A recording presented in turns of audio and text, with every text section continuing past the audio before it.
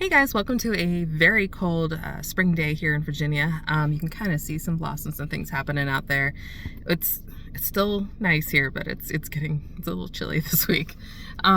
So today we're going to talk about how to manage your resume, your portfolio when you are a government contractor and maybe you can't share certain details.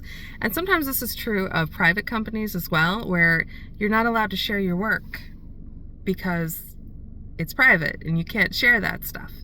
And the companies will be really mad at you if you do that. You can get some trouble. So what I want to talk about today, relatively briefly, because I've got to go in here. I'm at my mom's nursing home, so I got to go in and say hey to her. But what I want to talk about briefly here was just like, what are some things that you can do to beef up that resume or portfolio, and when you can't necessarily share the stuff you're working on. And you will find too, the higher up you get and the more hush hush your stuff is, like if you have to work with classified work, that kind of thing, you will find yourself coming up with stuff to put on your resume, just because, like, if you're applying for another classified job, they know that you can't share that stuff, right? And they're not going to press you for sharing that stuff. They just won't. Because if they do, you should leave. It's kind of par for the course, and a lot of maybe new folks don't know that's just kind of the way it is. It's like, if you can't share what you've worked on, writing down the stuff I'm going to tell you will help you get prepared and set up, but don't freak out about it, because you go to interview for another job that's kind of on the same level, they know that you can't talk about it, and they're not going to push you on it. It's just not the way it works, So let's get started with the things that you can do. So the first one is always have your hand in education. Always. You don't have to necessarily be taking something every minute of every second of every day, but you should be having ongoing education, and particularly education that results in certifications. And, the reason that this is important is they can see what experience and what your education, what your knowledge is based on the certifications, or you've completed a certain coursework. For UXers, it's a lot like Forrester or the Google UX certification, those kinds of things. That kind of content on a resume shows the person that's interviewing you that you didn't just stop learning when you left college, or when you enter the field. And it makes a big difference to show that your education's current. And a lot of employers actually have training, like dollars available to their employees. Take advantage of those things, So it's important not to just leave that money on the table, basically, because what it's doing for you is that if you ever do get fired or, let go, contract ends or whatever the case may be, you've now got this extra bump on your resume over the next guy, just because you took some, not heavy lift things over the course of a long period of time. So always have education in your back pocket. Always. It just makes a difference, and it makes you a better employee. So, it makes the employer happy, but really it's like a safety net for yourself. And that's a lot of what I'm talking to today is safety net related. Just a quick backstory. I worked at my last job for 8 years, and I would have worked there for another 8 years. Like, I was stressed out because I was doing a lot of stuff. It was a lot of heavy lifting. But I liked what I did. I worked for a subsidiary of the Health and Human Services Department for the United States. There's something called Office of Head Start, which they are in charge of, and our company had the contract for them. And then one day, and they'd had this contract for like 40 plus years, like a long time. And then just one day, gone. They'd get whoever was in charge, a new administration came in, and whoever was in charge just gave the contract to another company. And, us minions did not know all the reasons behind it, and I'm sure there was stuff that we could have done better, but I was not privy to that information. It was just out of nowhere.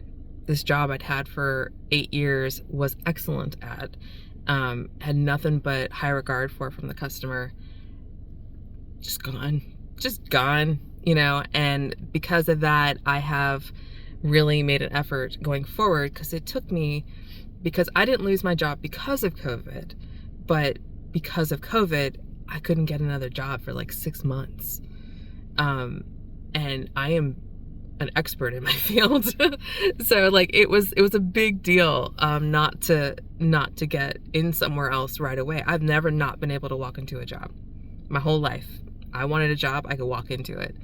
And that whole COVID, like nobody's hiring freeze, like hiring freezes everywhere, like it was scary. It was scary. You know, my whole world turned upside down, especially financially, because I just could not get a job. It was a rough time. It was a rough time.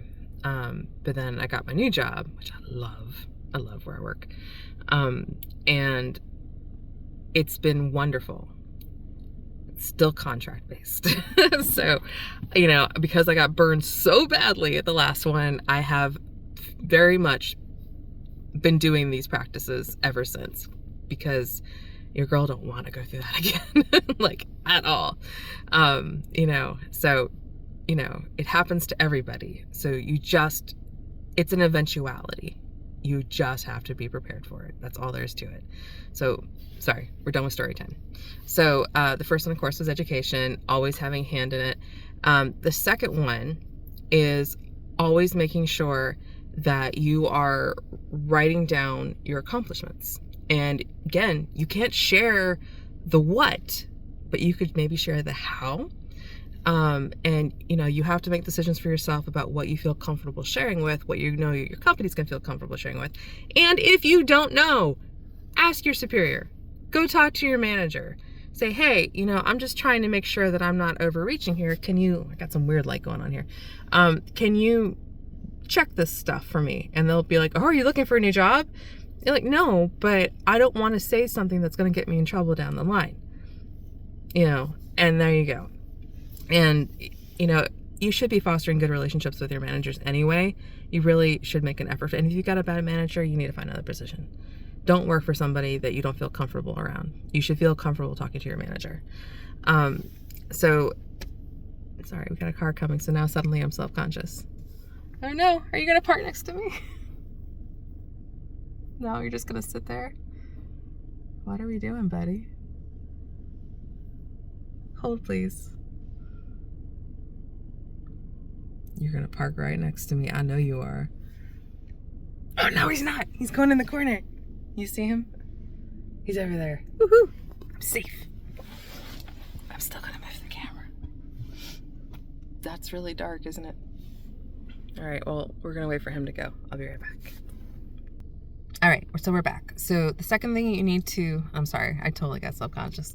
So the second thing you need to do is make sure that you have all your systems down. So a lot of things that I've been writing down lately have to do with new tasks that I have that I didn't necessarily have before I had my team. So I will write down things like helping with proposal work, or and as a UI UX designer, HCD, CX, all those good acronyms, you might be like, what are you talking about? Proposals. A lot of it has to do with being a voice for your company on those things. So, you know, I'm not going to go too far into it because, again, you know, I don't want to share a lot of information either. But what I'm writing down is my process, you know, writing case studies, trying to get technical information down, making sure style guides are up to date, taking care of direct report issues. You know what I mean? Like, we're talking about systems. We're not talking about specifics or, you know, things that you can't really share.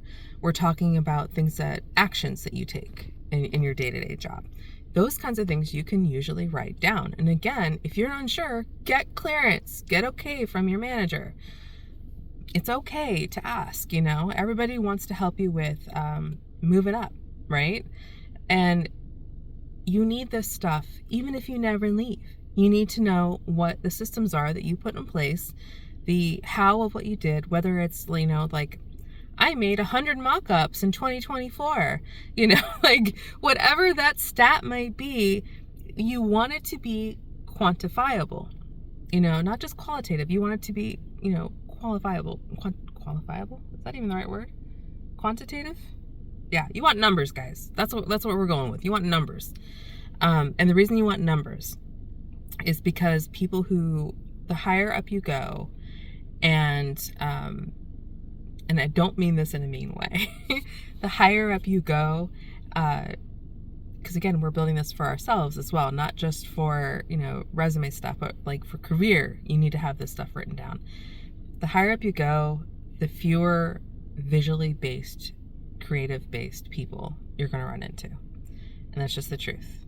If you are writing all this stuff up because you want to be considered for a raise, you need numbers, because the people that make the decision don't know you usually, especially in a corporate setting. They don't know you. But they can look at your accomplishments by numbers. If you just say, I learned Adobe Photoshop and, created this sign, they don't care how good the sign is. They're like, we created one sign. I'm not going to give you a raise. You did one thing. You get what I'm going at? So, quantity does matter the higher up you go. So when you're tracking your systems and you're tracking your accomplishments, try to get numbers in there wherever you can, even if it's like a percentage, let's say you did 5 out of 10% of something, say you did 50%, it's like, it's saying the same thing, but it's saying it in a way that makes it look better, long term. So, what else is there? So the systems, keeping track of your education, keeping track of your systems, keeping track of your workflows too. That's another big thing. If you can say that, you worked with the double diamond workflow, which you can Google that if you don't know what that is. You can use words inside of that, like ideation, those kinds of concepts, putting together, if you do a lot of user research, which is a big part of being a UXer, putting in things like card sorting exercises, or, synthesizing user research, user data, those kinds of things. You're not saying what you read and you're not saying what you did, but you are saying things that an interviewer will pick up on. And keep track of these things as you do them, especially if you're, kind of doing something repetitive. Try to keep track of how many of those things that you did. If you're doing a whole bunch of new things all the time and it's a bit overwhelming, keep track of all those different things you're doing, because you can show that you have a breadth of experience, doing all these different things. So as you start to build up these things, you will notice that your resume is now starting to get a little long, and you're going to have to prioritize. What are the biggest action tasks or action items that you can really point to when you're looking at that resume? And we're going to get to the portfolio part here in just a minute. You're like, well, wait, Wendy, you haven't talked about art at all. I know, I'm coming to that. All the things that you're building up here are things that will kind of get you over the hump, but you're going to need to prioritize them based on what your end goal is, right? So just like you set up UIs so that they are prioritized for the user. In this case, if you're applying for a job, that user is the person that you're trying to customize this for, is that other company. So when you're reading their job description, you need to make sure this gigantic notebook thing that you've got of all these different accomplishments, all these different educational tasks that you've been doing, all these systems that you've put in place. And systems, you don't have to be a manager to do. Systems can be something that you as a designer do for yourself. You're just writing down what your task is, what you do, right? Having all those things ready will allow you then to cherry pick what you need to do for this particular user, the job description, and then you can put it out, right? Now, as far as your portfolio itself, if you can't share, you can't share. That's all there is to it. You know, employers will look at your resume first, not your portfolio, because they got to get the resume, and then usually there's a link out to the portfolio. Link to your portfolio for things that you can share, but it's okay to mention, and you can put it in there if it makes you feel more comfortable. You know, it's like, I can't share a lot of the content I did for this company, but here are similar things that I've done elsewhere, you know? So when you're taking a lot of these education courses, you will have to showcase, you have to work along, right? A lot of these courses that you do, you have like a work along that you have to do. Do the work alongs. Use those in your portfolio, you know? And when you go to show your portfolio, you can say, this is a work along I did for a project that I then applied, and this is where you do like the little twist. You do the work along that I then applied to my job doing XYZ, right? So employers really like to see that you take education and then take action on it in a way that makes them money. So if you take a certification, then being able to tie that back to how that improved your work at your last job is another way to showcase your work. The last thing I'm going to share, and of course, one more thing on the portfolio, of course, it never hurts to have freelance side gigs and you can showcase that work. You know, you should never, ever stop freelancing. You should freelance all the time. Unless you have some kind of work agreement that says that you can't freelance, which I personally would never sign into. I would never sign into that, because what happens is you get stuck and then they can still can you at any given moment. And then you're just, out of luck, you know? You should always be building freelance stuff on the side, because over time you stop searching for customers because they start coming to you, right? And it is a nice fallback to have when suddenly a 40-year-old contract disappears. You get where I'm going. So you should always freelance, and you can use that in your setup, and that's fine, you know, in your portfolio. But usually the really good stuff, if you can't share it, is usually the company you're working at. And again, any employer is going to understand that. You know, they're going to understand and appreciate the fact that you're respecting the previous company's privacy by not sharing that stuff, right? So, but they still want to see stuff, but usually it's the resume that's still the winner over the portfolio. I have hired people, guys. I look at the portfolio last. So do most people, because it's the second step in the process, right? It just is. So finally, the last thing I want to share is, sorry, started sneezing. Yay, spring. The last thing that I want to share is you want to make sure that you are networking. One of the biggest ways that you can build your career is through networking, but more specifically, writing articles about your industry, about your field, and getting it out there. Like, if you can point to, let's say you write one article every 2 months. Well, at the end of the year, you've got 6 articles that you can point to, and you can put them on your LinkedIn, you can put them on your portfolio website, that kind of thing. You can point to these things and say, listen, I am a leader in my field, and here's proof. Because you've been published. It's not as hard as you think, guys. You can very literally reach out to whoever you want to be published with and say, hey, I'm an expert in this field. I'm looking to get my work published. Would you all be interested in reviewing an article that I wrote specifically on this topic? And it will only be published on your site. They will eat that up. It's free content, man. Like, the more eyes they can get on their website, the more money they make. And what it does for you is it gives you a little, check up that you can then be featured in here and then use that feature on your own site. Push it in your own socials, like all those things, right? And you do that a couple times a year, do that, like we said, 6 times a year, do that for 4 years. You got 24 articles that show you as a leader in your industry by the time that you're probably looking for a new job. Like, that's a big deal. It's a big deal. And it doesn't just have to be articles. I say articles because they're easiest. You don't have somebody looking at you, have a camera in your face, like it's really good. But if you are comfortable on camera, getting onto video podcasts is a great way to have somebody interview you about your skill set, about how you could help people better serve their customers, for example, about how UI and UX is in literally everything. I mean, that's what this channel is about. Getting on regular podcasts, you can, if you're, again, not afraid of public speaking. I always thought I would be, but then I got on a stage in front of 600 people and it was totally fine. Like, it was not a big deal. Like, we were laughing with the audience. It was great. If you're comfortable doing that, I will tell you, the first time it's a little the second time it's old news. You get over it real quick. So if you're afraid of public speaking, just keep that in mind. But public speaking is a great way to do two things at once. Get your message out there.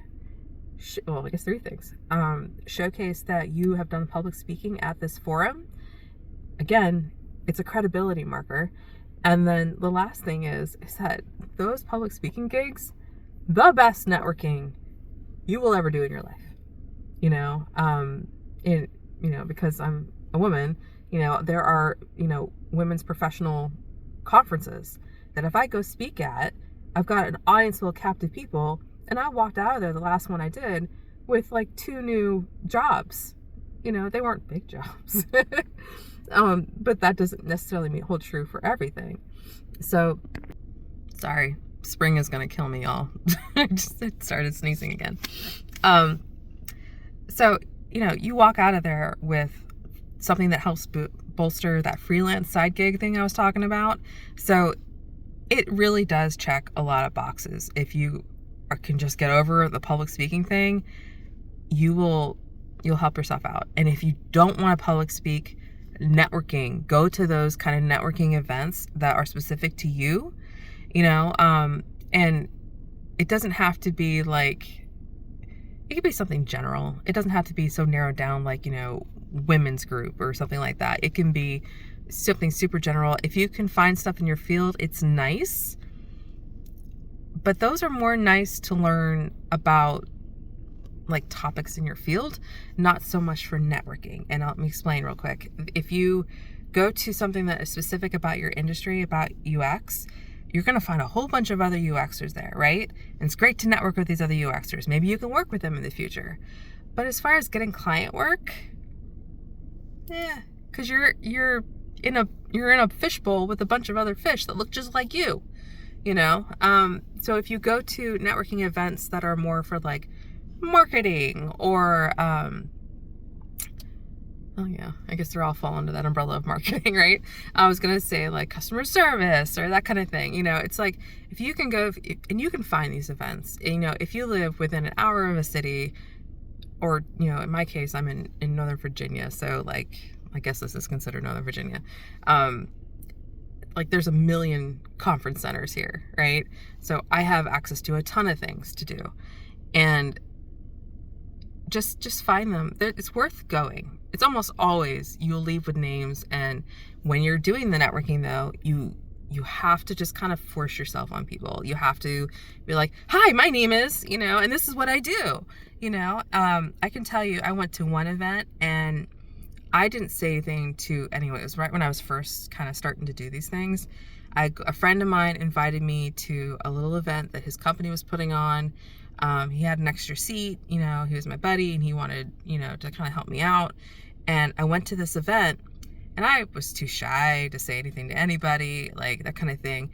And then here comes Eli and he's just like, yeah, so, Wendy builds Facebook pages and she helped us with ours. Cause that's how I got the invite. I did work they were like a Remax, like reseller company. And he's like, yeah, she redid ours. And all of a sudden everybody at the table went, what? And like suddenly I had a table full of 5 heads staring at me because they were all little round tables, just staring at me and being like, you do that? Really? How do you do it? Like, what do you charge? Can I get your name?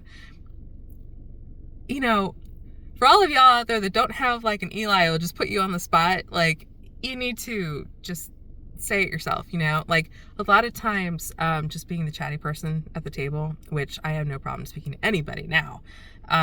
You can walk up to total strangers and make friends, which is a great tool to have in your tool belt. Let me tell you. But just letting drop, you know, it's kind of like doing like a name drop when you're at these tables and just saying, hey, you know, this is something that, you know, I have personally seen being like a big help. Just saying, hi, I'm Wendy and I'm a UI UX designer. I design interfaces that users respond to and therefore lead to better sales, or whatever, fashion it for where you're going.